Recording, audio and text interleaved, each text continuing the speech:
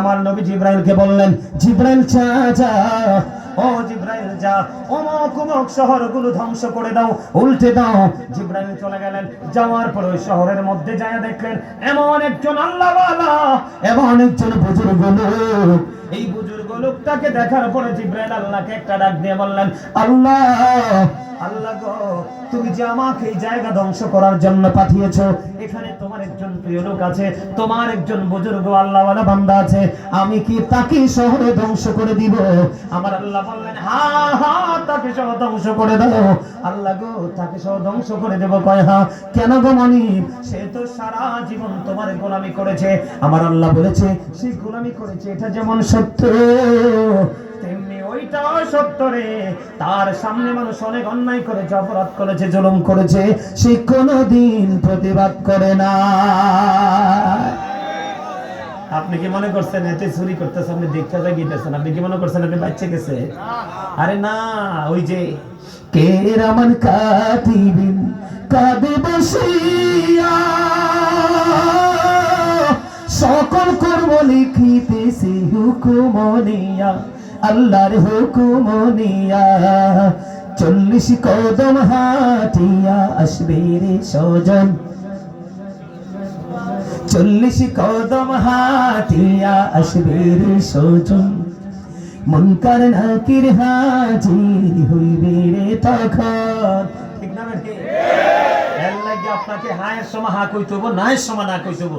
মুখ বন্ধ রাখলে ডিস্টার্ব, এটাই মুনাফিক। ওমা মুনাফিক দেখবেন আপনার কাছে আইলেও কয় হ্যাঁ, এই হেতার কাছে গেলেও কইব হ্যাঁ। মুনাফিকের জীবনে না নাই। রং চা কয় হ্যাঁ, দুধ চা কয় হ্যাঁ, কয় মাটিতে কয় হ্যাঁ, 5 তলায় কয় হ্যাঁ। মুনাফিকের জীবনে না নাই। এই জন্য আপনাদেরকে আমি বাঁচাইতে আসছি, এই জন্য প্রত্যেকটা জায়গায় একটু একটু করে টাচ দিতেছি, ওয়াজটা খালি মুখস্থ করে রাখেন। কথা বুঝতে পারছেন? মুনাফিক কথা বলে কি? মিথ্যা বলে। মুনাফিক হলুদের মতো প্রত্যেকটা জায়গায় লাগে। কি কথা কয় না? মুনাফিক কিছুটা কিসের মতো? হলুদ, শুকনাটাও লাগে, কাঁচাটাও লাগে। ঠিক না বলেন? মুনাফিক অন্যায়কারীর লাগেও প্রেম করতে জানে, ন্যায় পরায়ণতার সাথে প্রেম কি? তাহলে এতে কি বোঝা গেল? আপনি নামাজ পড়লে, রোজা করলে শুধু চলবে না, অন্যায়ের প্রতিবাদও বলে। হুজুর গো, যেতে অন্যায় করে হেতে রাস্তা ডাকাই। হুজুর, যদি আমি প্রতিবাদ করি গো, তাহলে আমার ঘর বাড়ি তো জ্বালাই দিবে। আমার নবীজি কয়, উম্মত, আমাকে আল্লাহ রহমত হিসাবে পাঠিয়েছে তোমাদের জন্য।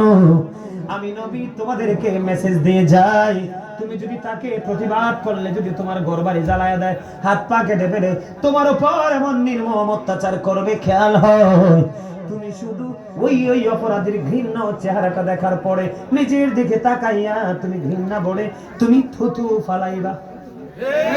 কে করবা? ঠিক আছে নি রে? এইটাও সবচেয়ে নরমাল দুর্বল ইমানদারের পরিচয়। আল্লাহ গো, আমার টাকাও নাই, আমার লাঠিও নাই, কিন্তু আমি তো প্রতিবাদ করতে চাই। আমার আল্লাহ কয়টা দস্তা দেখায় তুমি তো জানো।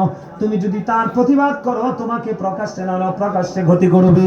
তুমি এটা করো না, তুমি আমি আল্লাহর উপর ছেড়ে দাও, আর তুমি তোমার দায়িত্বটা পালন করো। ঘৃণা বলে তাকে দেখতে তুমি থুতু ফালাও, অথবা তার নামটা নিলে থুতু ফালাও। আর তোমার সমাজে যে সুশিক্ষিত মানুষ আছে, ওই মানুষের সাথে তুমি তোমার কম্পিটিশন বাড়াইয়া দাও। আমার ওয়াজ বুঝতে আপনাদের কষ্ট হয়?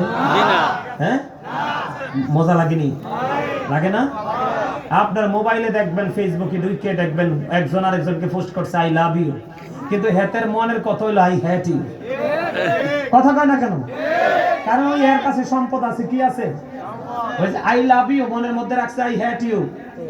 কি তাহলে আই লাভ ইউ কইয়া ভিতরে আরেকটা জমে রাখছে, এটা মুনাফিক এবং এটা মিথ্যা। কথা কয় না কেন? তাহলে সব ধরনের মিথ্যা আমাদেরকে বর্জন করতে হবে। ঠিক না বলা? এখনকার ছেলেরা তো মাঠ ধরে বউর লোকে মিশা কথা কয়, বউর ধরে মার লোকে মিশা কথা কয়। আছে না নাই? কোন ধরনের মিথ্যাকে কি করা যাবে না? গ্রহণ কৌশল হিকমত অবলম্বন করে মিথ্যাকে কি করতে হবে? বর্জন। এবার আসেন, বাংলাদেশে জিনা ব্যভিচার বাড়ছে না কমছে? কয়দিন আগে দেখলাম ঢাকার ওইদিকে বন্ধু হইছে মোল্লার কথা কই কার কথা শরম লাগে কইতে, এরপরেও কইতে হয়। সাধারণ মানুষে অন্যায় করলে মানা যায়। কয়দিন আগে দেখলাম পুরা এক মৌলবী 12 বছর না 13 বছরের কিশোরীকে 2 লক্ষ টাকার প্রণোদনা দিয়ে বন্ধু ধর্ষণ করছে। বলো হুজুরে না আইলেন কি রে? ওই বুইরার মাইয়াও দিয়ে দিছি। এলাকা ছাড়ার জন্য 2 লাখ টাকা কি দিয়েছে? কয় লাখ? তুমি এলাকা ছেড়ে চলে যাও। ও বন্ধু বলে কেন বললেন? আমার ওয়াজ কিন্তু মোল্লাদের কাছে যাবে, তার কারণ হলো সাধারণ মানুষগুলোর 1% দোষ আমি দেই না, প্রত্যেকটা জায়গার জন্য দায়ী হলো বন্ধু মোল্লারা। আরো জোরে কোন নাউজুবিল্লাহ, আরো জোরে। বাংলাদেশের মধ্যে আলেমদেরকে মানুষ যেই পরিমাণ ভালোবাসে, পৃথিবীর কোন দেশে আলেমদের প্রতি এত ভালোবাসা নাই। তারপরেও কেন এই দেশের মানুষ হেদায়েত হয় না? কারণ মোল্লারা এখন সুবিধাবাদী হয়ে গেছে, আসলটা ধীরে ধীরে লুকাচ্ছে। বলে হুজুর এখানে আসলেন কেন? ওই যে আগুনের চুলা, আগুনের চুলার মধ্যে দেখতে পাইলেন উলঙ্গ নারী পুরুষ, ল্যাংটা নারী পুরুষ জ্বলতেছে তো জ্বলতেছে।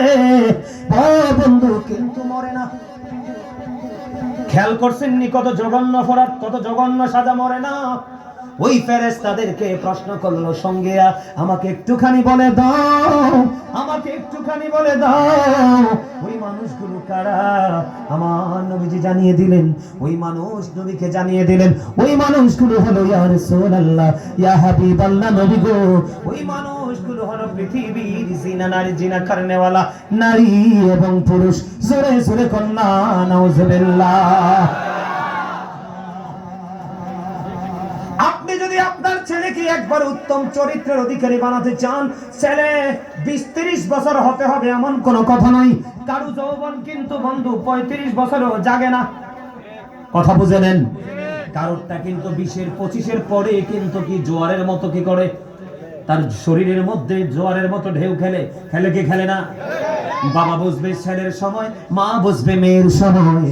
মা যখন বুঝবেন আমার মেয়ে কি করতে পারবে, সংসার করতে পারবে, ভালোবাসা তার স্বামীকে বিলিয়ে দিতে পারবে, এমন অবস্থায় মেয়েকে বিয়ে দিয়ে দেন। গ্রাজুয়েশন করতে হবে, বিয়ের পরে করক, কথা বলে না কেন? ছেলে যদি উপযুক্ত হয় আপনি বিয়ে দিয়ে দেন। এখনকার জিনা ব্যভিচার বলৎকার বাড়তেছে শুধুমাত্র বাবা মার দোষের কারণে। বাবা মা মেয়েকে গ্রাজুয়েশন করাবে, ছেলেকে গ্রাজুয়েশন করাবে, এই করতে করতে ফুলার 2-3টা দাড়ি পাইকা গেছে, চুল পাইকা গেছে, মেয়ের মাথায় চুল পেকে গেছে, বিয়ে দেয় না, কিছু দেয় না। এমন একটা সময় আসলো ছেলের চামড়ায় ভাঁজ পড়ে গেছে, মেয়ের চামড়ায় ভাঁজ পড়ে গেছে, ভদ্র কোনো জেন্টেল পরিবার আসেও না। বলে হুজুর আপনি এত কিছু জানেন কেমনে? পৃথিবীর বিভিন্ন দেশ থেকে বন্ধু কত মায়ের যে দরখাস্ত মেসেঞ্জারে আমার কাছে আসে রে, হুজুর মেয়েটার বিয়ে হয় না দোয়া করেন, ছেলেটার বিয়ে হয় না দোয়া করেন। কিন্তু মেয়েটা যখন ইন্টার কমপ্লিট করে ফেলে বা অনার্স ফার্স্ট ইয়ারে আসে, মেয়ে এবং ছেলের প্রাপ্ত বয়স বিয়ে দিয়ে দাও। বিয়ে দিলে ছেলে মেয়েরা কখনোই কি হবে না, জিনা ব্যভিচারে লিপ্ত হবে না। যৌবনে পা দিলে কিন্তু যৌবনটা ওই যে বন্যার সময় নদীতে জোয়ার আসে, জোয়ারের মতো যখন বন্ধু ঢেউ খেলতে থাকে, ঠিক সেই সময়টাকে শয়তান কাজে লাগায়। আমার নবীজি বলেছেন যেখানে বেগানা পুরুষ বেগানা নারী থাকে, মাঝখানে থাকে শয়তান। এখন শয়তান আপনার বন্ধু না শত্রু? আল্লাহ বলেছেন ইন্নাশ শাইতানা লাকুম আদুউন ফাত্তাখিযুহু আদুওয়া। আল্লাহ বলেছেন শয়তান is the eternal enemy of the believers. ঈমানদারদের প্রকাশ্য শত্রু হলো বন্ধু শয়তান। জোরে জোরে বলুন না নাউজুবিল্লাহ। ওয়াজটা করাতে বিরক্ত হন নাকি আপনারা?